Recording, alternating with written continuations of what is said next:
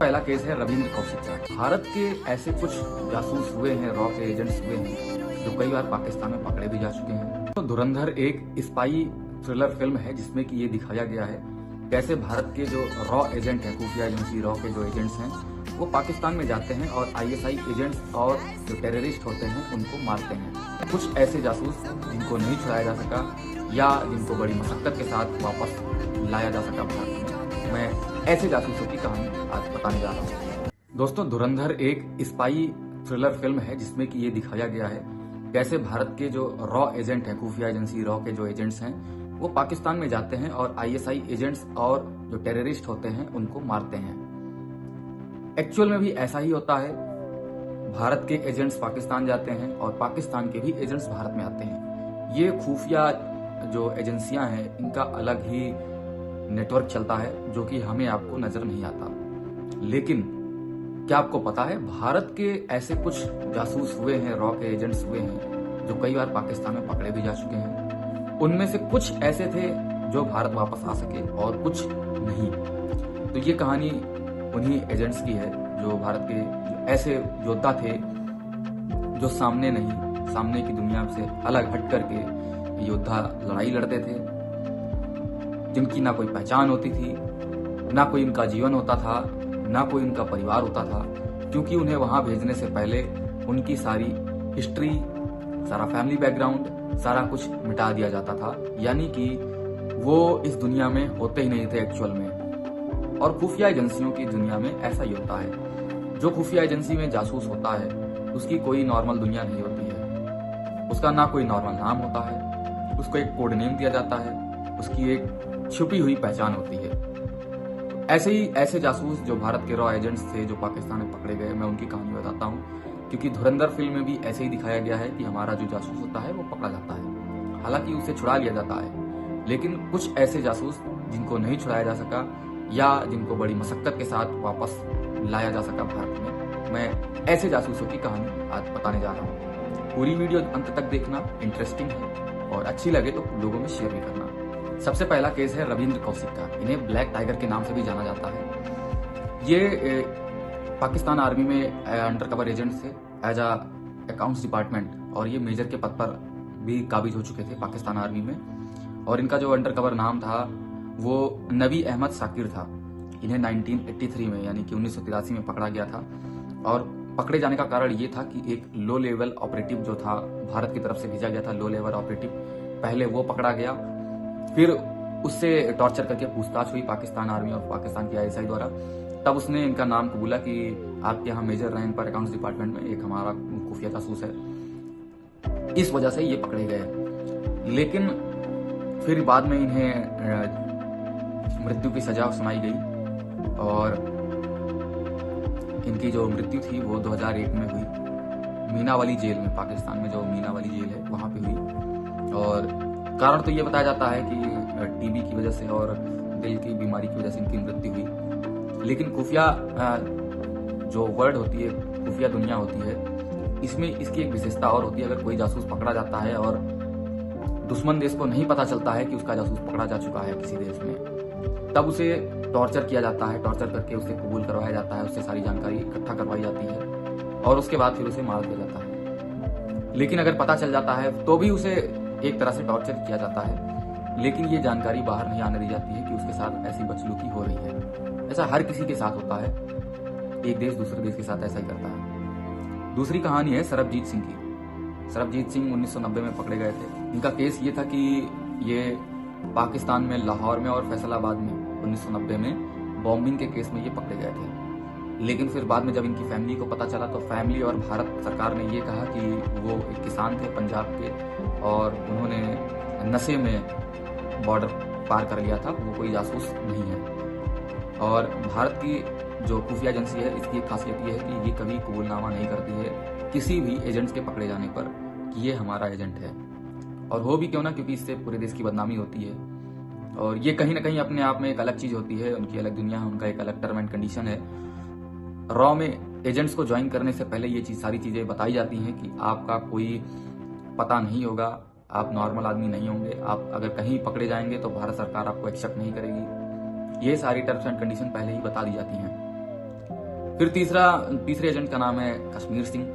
कश्मीर सिंह को 1973 में पकड़ा गया था पाकिस्तान में। इनका केस ये था कि वो एक्सनेच केस में अरेस्ट हुए थे। पकड़े जाने के बाद में 35 साल अलग अलग पाकिस्तान की जेलों में उन्होंने बिताए। हालांकि वो रिलीज भी कर दिए गए, और क्योंकि वहां पे जो राष्ट्रपति थे परवेज मुशर्रफ, उन्होंने 2008 में मानवता के बेसिस पे इन्हें रिलीज किया था। और जब ये भारत वापस आए तो उन्होंने मतलब ये पब्लिकली माना कि वो एक खुफिया जासूस थे, भारत की तरफ से पाकिस्तान में भेजे गए।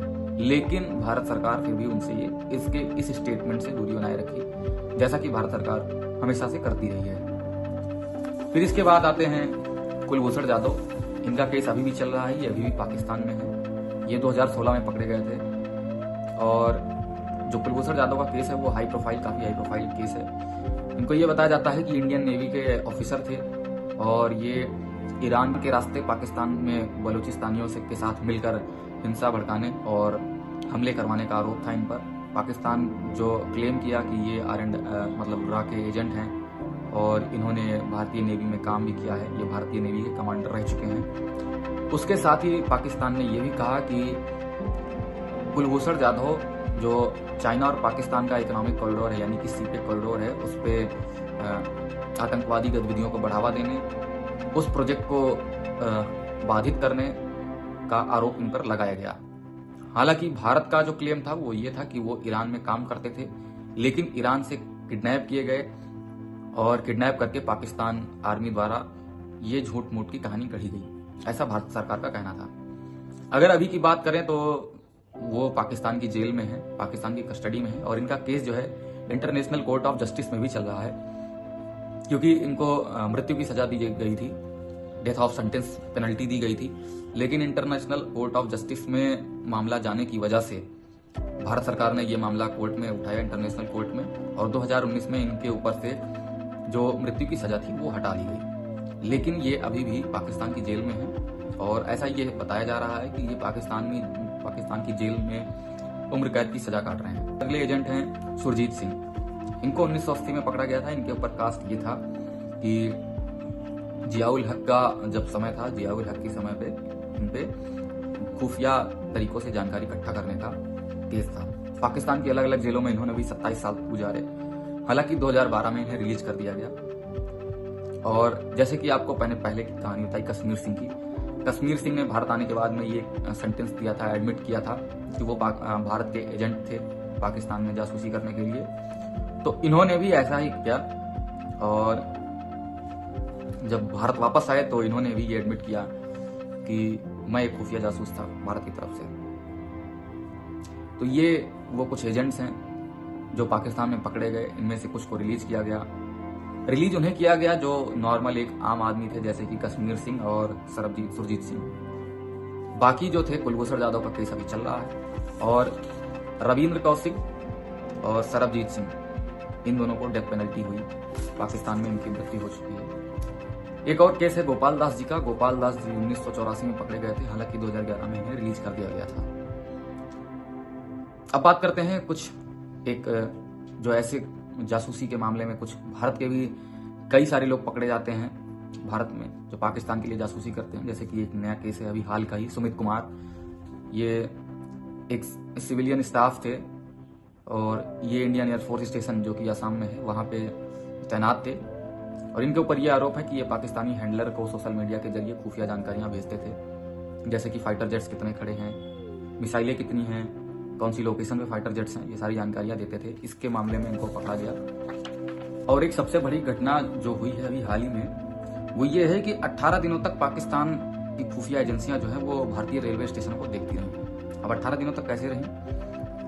सोनीपत, पुणे, ऐसी कुछ जगहों पे कुछ खुफिया कैमरे लगाए गए थे। कुछ मॉड्यूल्स बस्ट किए गए हैं यूपी पुलिस द्वारा, जिसमें 22 लोग अरेस्ट किए गए हैं। 22 लोगों में 6 माइनर हैं, और ये लोग एक सोलर पावर्ड सीसीटीवी कैमरा लगा रखे थे स्टेशनों के पास में, जहां से जो की रूट्स हैं जम्मू तक सेना के इक्विपमेंट्स पहुंचाने का रेलवे ट्रांसपोर्ट के द्वारा। ये कहां लगाए थे? दिल्ली कैंटोनमेंट और सोनीपत में। इसमें सोलर पावर्ड थे ये, यानी कि इनको अलग से कनेक्शन की जरूरत नहीं थी, और उसके साथ साथ ये सिम भी इसमें लगा हुआ था ताकि इन्हें किसी अलग तरह से सिग्नलिंग की जरूरत ना पड़े। सिम कार्ड लगा हुआ था, सोलर पावर्ड थे, ये पूरा काम कर रहे थे, दिखने में नॉर्मल लगते थे, किसी को कोई भनक नहीं लगी। ये 18 दिनों तक लाइव स्ट्रीमिंग होती रही पाकिस्तान के लिए। और उसके अलावा इसका अलग भी प्लान था, इसमें 50 लोकेशंस पे दिल्ली जम्मू कॉरिडोर में, यानी कि जो दिल्ली से इधर से सेना जाती है, मूव होती है जम्मू कश्मीर के लिए, तो उनके जो रूट्स हैं, रेलवे रूट्स, रेलवे के थ्रू जो इक्विपमेंट्स जा रहे हैं, क्योंकि अब श्रीनगर बारामूला तक, यानी कि अगर दिल्ली से बारामूला तक किसी सेना के किसी भी इक्विपमेंट्स को भेजना हो तो वो बाय ट्रेन भेजा जा सकता है। तो ये इनका मकसद था कि रेलवे लाइंस को ट्रैक करना।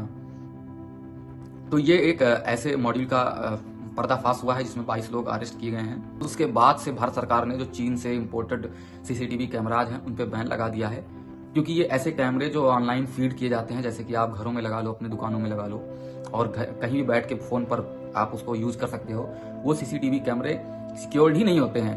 100%, 90% ये सब आप बात भूल जाओ, वो सिक्योर्ड बिल्कुल नहीं होते हैं। एक खुफिया वेबसाइट है जिसका लिंक मुझे एग्जैक्ट याद नहीं आ रहा है, उस पर मैंने भी देखा था। बहुत सारी सीसीटीवी कैमरे ऐसे ही नॉर्मली आप ओपन करोगे, सीसीटीवी कैमरों की लाइव फीड आपको दिख जाएगी कहीं की भी। तो वो इस वजह से भारत सरकार ने जो चाइनीज इंपोर्टेड कैमरे थे, सीसीटीवी कैमरे, इन पर बैन लगा दिया है। तो ये थी कुछ खुफिया जानकारी जो जासूसी की दुनिया में होती रहती है। ऐसा भारत पाकिस्तान के बीच में बहुत सारी खुफिया एजेंसियां, जो ISI है, रॉ है, वो काम कर रही है। उसके अलावा अमेरिका की CIA भी इन्वॉल्व रहती है, CIA दोनों देशों में रहती है। कहीं भी कोई दंगा कराना हो, कुछ भी कराना हो तो वो इन्वॉल्व रहती है। इधर की इंटेलिजेंस उधर देती है, उधर की इंटेलिजेंस इधर देती है। उसके अलावा इसराइल की मोसाद है और ऐसी अलग अलग देशों की ये जो खुफिया एजेंसियां हैं ये आपस में काम करती हैं। कई बार ये एक दूसरे के अपोजिट में काम करती हैं, कई बार एक साथ कुछ डाटा शेयर भी कर देती हैं। तो ये वीडियो अगर आपको अच्छी लगी हो तो आपस में शेयर जरूर करिएगा। धन्यवाद।